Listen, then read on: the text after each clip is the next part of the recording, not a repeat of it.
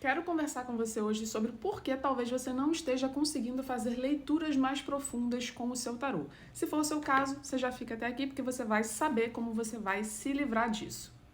Primeiro problema é você achar que a carta ela tem um significado fixo e que não muda. Então, o que acontece? Geralmente, esse é um problema de quem está começando e decorou o significado de alguma carta. E eu já te adianto aqui que decorar não é a solução. É importante você entender as camadas que uma carta tem.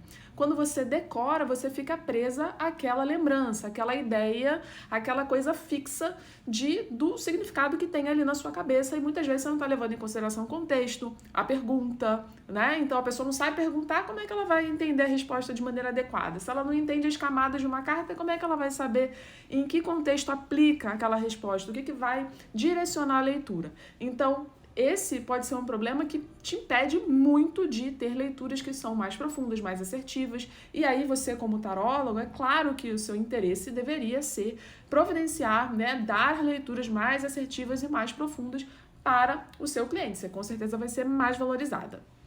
Um outro erro que geralmente quem está iniciando comete é achar que o tarô ele funciona melhor ou a pessoa se sente mais impelida a fazer perguntas sempre de sim ou não.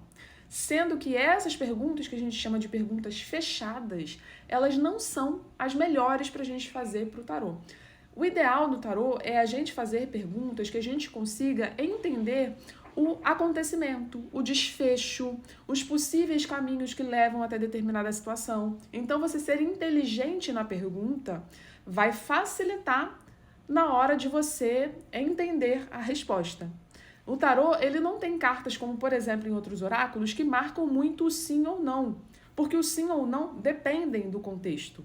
Então, o ideal é que você saiba fazer perguntas e evite perguntas que são fechadas. Outro erro também é você achar que tarô você estudou uma vez, você pegou um livro, você pegou um curso e você já sabe de tudo.